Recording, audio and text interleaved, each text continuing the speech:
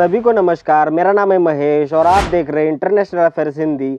दोस्तों, आज हम बात करेंगे एक अफ्रीकी देश की जहां इस वक्त लोकतंत्र की नींव हिल चुकी है।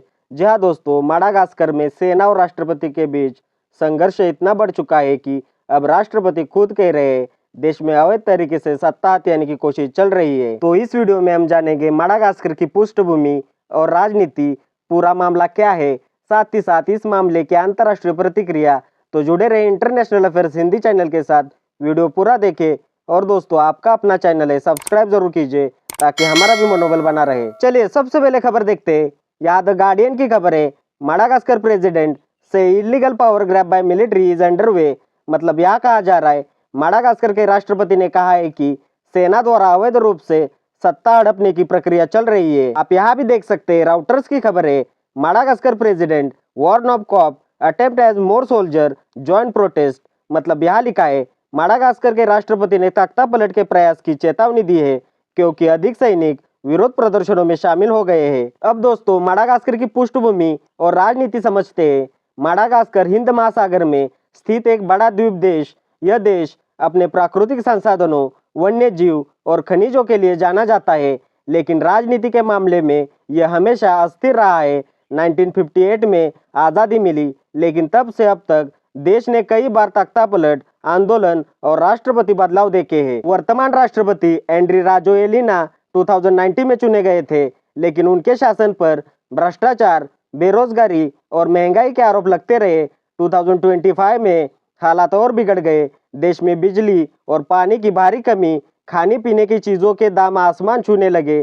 सरकार की नीतियों से नाराज हुआ सड़कों पर उतर आए। अब दोस्तों, क्या हुआ है, मामला क्या है, उसे कुछ पॉइंट्स के जरिए समझते हैं। पहला पॉइंट है राष्ट्रपति का आरोप। माडागास्कर के राष्ट्रपति एंड्री राजोएलिना ने कहा है कि देश में सेना के एक हिस्से ने अवैध तरीके से सत्ता हथियाने की कोशिश शुरू कर दी है। उनका कहना है कि यह संविधान और लोकतंत्र पर सीधा हमला है। दूसरा पॉइंट है सेना की बगावत।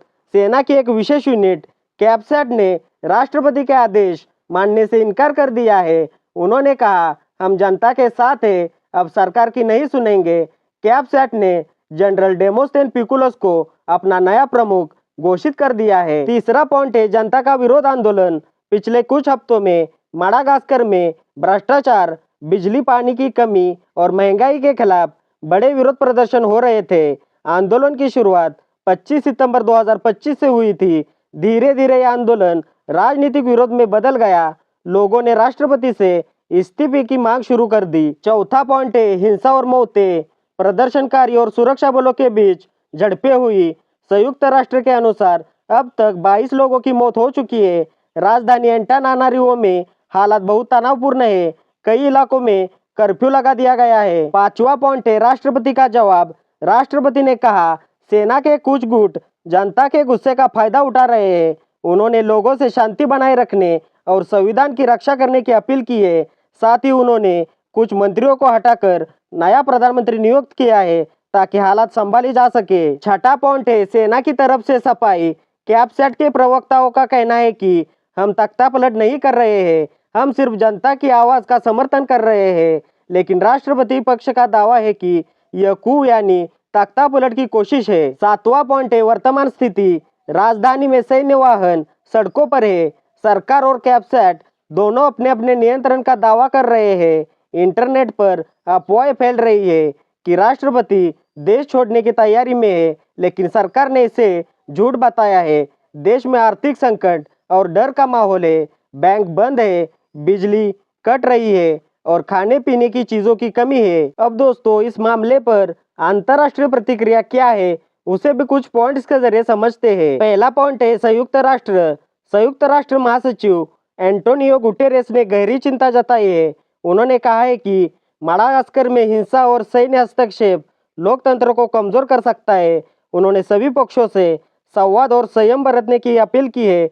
यूएन ने मृतकों और घायलों के प्रति संवेदना जताई और मानवाधिकार उल्लंघन पर जांच की मांग की है। दूसरा पॉइंट है अफ्रीकी संघ। अफ्रीकी संघ ने इसे संविधान विरोधी कदम बताया है। एयू आयोग के अध्यक्ष मूसा फकी मोहम्मद ने कहा, अगर यह साबित होता है कि सेना ने तख्तापलट किया है तो माडागास्कर की सदस्यता अस्थायी रूप से निलंबित की जा सकती है।